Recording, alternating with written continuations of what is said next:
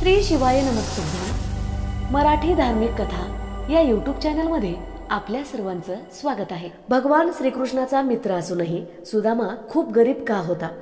श्रीकृष्णच होते सुदामाच्या गरिबीचे मूळ कारण। सुदामाला कोणत्या पापाची एवढी भयानक सजा मिळाली होती? सुदामाच्या गरिबीचे रहस्य आपण या व्हिडिओत जाणून घेणार आहोत। याआधी चॅनलला सबस्क्राइब करा, बाजूच्या घंटीला ऑल करा, त्यामुळेच मी टाकलेली प्रत्येक कथा तुम्हाला ऐकता येईल। सुदामाच्या गरिबीचे रहस्य फक्त श्रीकृष्णालाच माहित होते। भगवान श्रीकृष्णाचा मित्र सुदामाच्या गरिबीची कथा तुम्ही वाचली किंवा ऐकली असेल। या मागील सुदामाच्या अप्रामाणिकपणाची ही कथा तुम्ही ऐकली असेल, पण अप्रामाणिकपणामागे एक खोल रहस्य दडलेले होते जे फक्त श्रीकृष्णालाच माहित होते।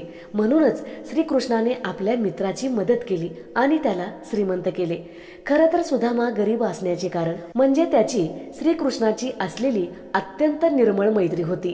कसे ते जाणून घेऊयात। एक गरीब ब्राह्मण स्त्री भगवान वासुदेवाचे नामस्मरण करून आपल्या भिक्षेत मिळालेले धान्य खाऊन आपला उदरनिर्वाह करीत असे। एक वेळ अशी आली की तिला 5 दिवस भिक्षा मिळाली नाही। ती रोज पाणी प्यायची आणि परमेश्वराचे नामस्मरण करत झोपी जायची। 6व्या दिवशी काही हरभरे दान म्हणून तिला मिळाले। रात्री ते हरभरे उशीखाली ठेवले आणि दुसऱ्या दिवशी देवाला अर्पण करून खाऊ असा विचार करून ती झोपी गेली।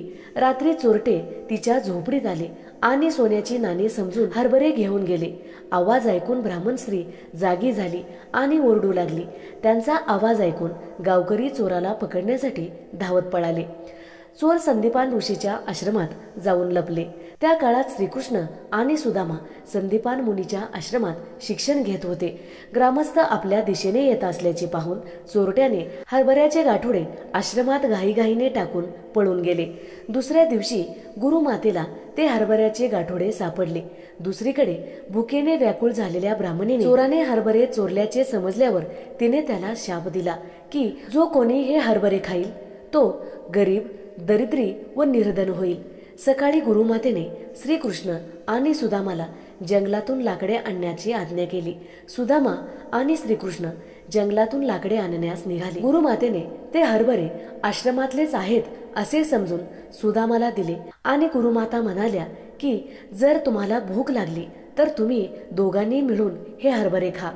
जेव्हा सुदामाला संपूर्ण रहस्य कळले, सुदामा ब्रह्मज्ञानी होते।